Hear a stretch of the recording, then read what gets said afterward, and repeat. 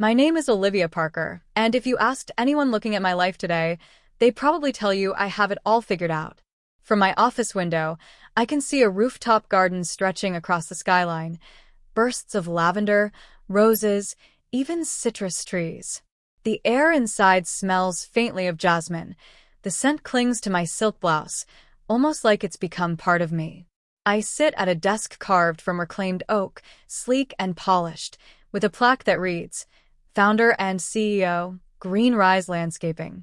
Most people assume this empire grew from careful planning, business school, connections. They have no idea it grew from something much smaller and much more painful. This morning, as I flipped through my planner, my phone buzzed. A name flashed across the screen, one I hadn't spoken to in years. Ethan Miller. My cousin. The same cousin who once stood in my backyard, laughing at my dirt-stained jeans and cracked hands, mocking the little garden I had poured my heart into. Now he was calling me. For a second my breath caught. Memories came rushing back. The sting of humiliation, the way my chest tightened when he dismissed me, the burning promise I made to myself that day. I silenced the call and stared out at the rows of blooming orchids on my shelf. What does he want now? I thought. And more importantly, was I ready to face the past he never knew he had planted? I was 19 this summer my cousin Ethan came to visit. Back then, my world was no bigger than the small patch of backyard behind my parents' house in Ohio. I didn't have money or connections or even a car that would start without coughing like an old smoker. But I had that garden. It wasn't much, just a corner of soil I begged my dad not to pave over. Rows of marigolds, a cluster of tomatoes, a stubborn patch of mint that kept spreading no matter how often I tried to tame it. To me, it was more than plants. It was peace. It was beauty I had coaxed out of dirt with my own two hands. I still remember the day Ethan walked through the gate with his usual smirk. He was only a year older than me but carried himself like the world was already his. He leaned on the fence, watched me kneeling in the soil, and burst into laughter. Olivia, he said, shaking his head. You're wasting your time. A garden? Seriously? You think pulling weeds is a career? You're never going to make anything of this. His words stung more than I wanted to admit. My cheeks burned, but I kept my hands busy in the dirt, pretending I didn't care. Still, my fingers trembled around the roots I was planting. Later that night, I sat on the porch swing, trying to swallow the lump in my throat. That's when my grandmother came out, carrying 2 mugs of chamomile tea. She sat beside me, her gray hair pulled into a bun, her hands rough from years of her own gardening. He doesn't see it now, she said softly, as if she'd overheard everything. But beauty takes patience. Everything wonderful starts as a seed. The world laughs at seeds because they're small. But you have the patience to grow them. She pressed something into my palm, a small brass trowel, worn smooth from her grip. Keep this, she said. Every time someone doubts you, dig deeper. Plant anyway. I held that trowel like it was a sword. In that moment, I made myself a promise. I wouldn't let Ethan's laughter be the end of my story. If anything, I would make it the beginning. And so, quietly, stubbornly, I began. I started small. At first, it was just me, that old brass trowel, and a few stubborn dreams. I expanded the little backyard patch into something bigger. Flower beds lined with stones, tiny trellises I built from scrap wood, herbs growing in mismatched pots I scavenged from thrift stores. I began selling potted plants to neighbors, offering to mow lawns or plant flower borders for anyone who'd let me. The work was grueling. My fingernails were always chipped, my hands calloused. Some days, the sun burned my shoulders until my skin peeled. Other days, I'd come inside soaked from a sudden summer storm, shivering but refusing to quit. And still, the doubts followed me. Not just Ethan's voice, my own. Maybe he's right. Maybe this is silly. But each time those thoughts crept in, I reached for Grandma's trowel. Its weight reminded me. Dig deeper, plant anyway. A turning point came when Mrs. Dalton, a retired schoolteacher from down the street, hired me to redo her entire front yard. She couldn't afford much, but she gave me freedom to design it how I wanted. I worked for weeks, sketching layouts, researching flowers that would bloom across seasons. When I finally finished, hydrangeas along the walkway, roses by the porch, lavender edging the driveway, she cried. Actual tears. And for the first time, I realized this wasn't just gardening. I was creating beauty people could feel. Word spread. Soon I was getting calls from other neighbors, then friends of neighbors. My weekends filled up. I charged little at first, but each project added to my confidence. It wasn't until I met her, Mrs. Hayes, a seasoned landscape architect in her 50s, that everything shifted. She saw me one afternoon while driving by a property I was working on. She pulled over, rolled down her window, and said, "Who did this yard?" When I admitted it was me, she stepped out and studied the lines of my design with a professional's eye. Then she smiled. "You have an eye for this. Ever thought of turning it into a business?" My throat tightened. "I mean, it's just a side thing. I don't even have a degree." Mrs. Hayes waved me off. "Degrees don't plant gardens. Vision does." She became my mentor. She introduced me to books, tools, design software, even took me to industry expos I never knew existed. With her guidance, I landed my first real client, a boutique cafe that wanted a garden courtyard. It wasn't easy. I worked through nights, redoing designs, learning irrigation systems. But when the cafe opened, surrounded by climbing vines and soft lights twined through jasmine, people flocked there. They took pictures, posted online. My name began to circulate. Still, I kept it quiet. On social media, I posted vague photos, a flower here, a sunrise there. My family thought I was dabbling, nothing serious. And I let them think that. Because inside, I was nurturing something much bigger than they could imagine. Like a seed beneath the soil, my empire was growing, quietly, invisibly, waiting for the right moment to break through. The call from Ethan didn't go unanswered for long. A week later, he showed up at my office. I watched him step through the glass doors of Greenrise headquarters, his eyes darting around like he'd walked into another world. To be fair, he had.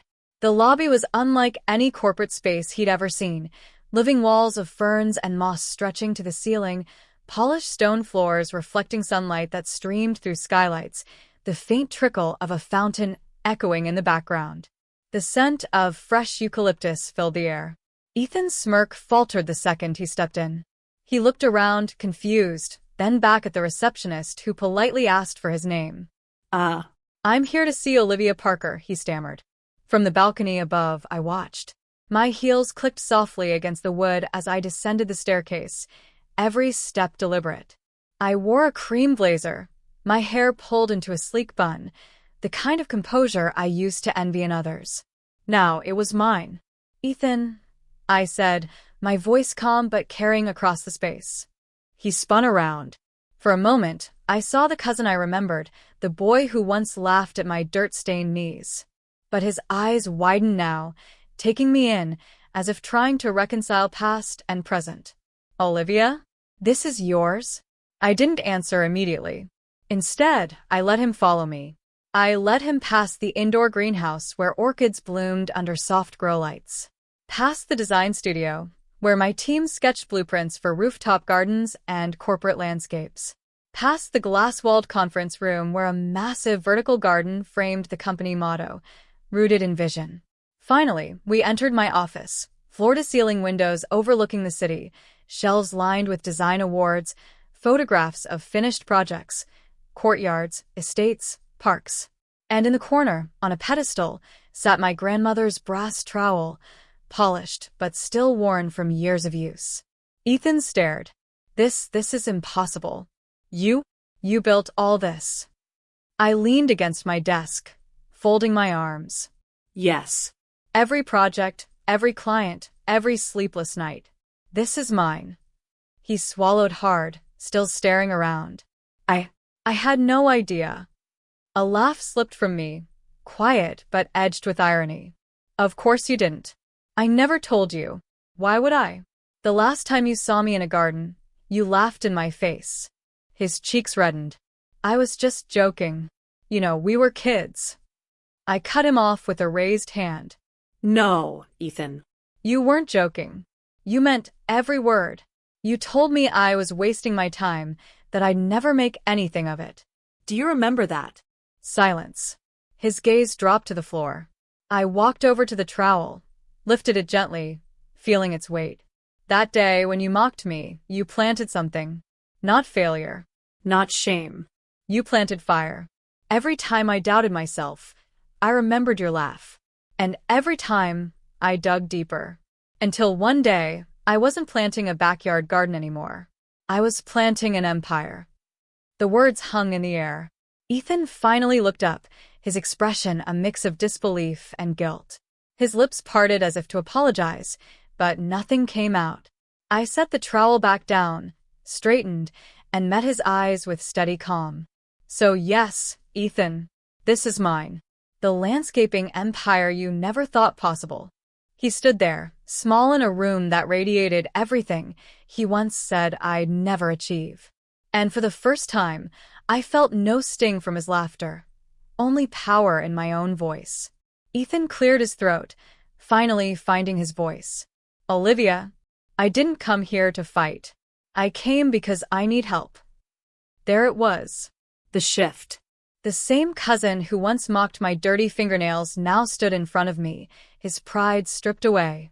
He explained, fumbling with his words. His startup had failed, his debts were piling up, and the only person he could think of turning to was me. I listened in silence, letting him speak, letting the irony hang between us. When he finished, I leaned back in my chair and crossed my legs, calm but firm. Ethan, I said slowly, I don't hate you, but I can't forget how you treated me. So, if you want my help, there will be conditions. His brows furrowed. Conditions? Yes. I stood, walking to the window where the city stretched below. You mocked me for getting my hands dirty, for believing beauty could grow from soil. So if you want my support now, you'll start at the ground level. Literally. He blinked. What do you mean? You'll work with my landscaping crew. Out in the sun. Shoveling, planting, sweating. No desk, no shortcuts. You'll learn what respect means from the roots up. Only then will I consider giving you more. The color drained from his face, but he didn't argue. I turned back, my eyes narrowing just slightly. And humility isn't the only condition. You're going to apologize, not just to me, but to yourself. You've spent years tearing people down to feel taller. That ends here. If you want to stay in my world, you drop the toxicity. He shifted uncomfortably, nodding once. And one more thing, I added, softening my tone just a little. My grandmother's words carried me further than your laughter ever could. She told me, everything beautiful starts with a seed. You need to figure out what your seed is, your real passion, and start planting it. Not copying mine. Not chasing quick money. But building something that matters to you. For a long moment, Ethan said nothing. His jaw tightened, his eyes flicking from the awards on my shelves to the trowel on its pedestal. Finally, he exhaled. If that's what it takes, then I'll do it. I studied him carefully. For the first time in years, I believed him. Walking back to my desk, I smiled faintly. Good. Because I don't want to destroy you, Ethan. I want to see you grow. But growth requires work, patience, and humility. The same lessons you once mocked me for learning. The silence between us wasn't hostile anymore. It was heavy, but full of possibility. For the first time, the power was in my hands. And I wasn't going to misuse it, I was going to plan it. Weeks passed before I saw the change in Ethan. The first morning he joined my crew, he showed up in spotless sneakers and a wrinkled polo.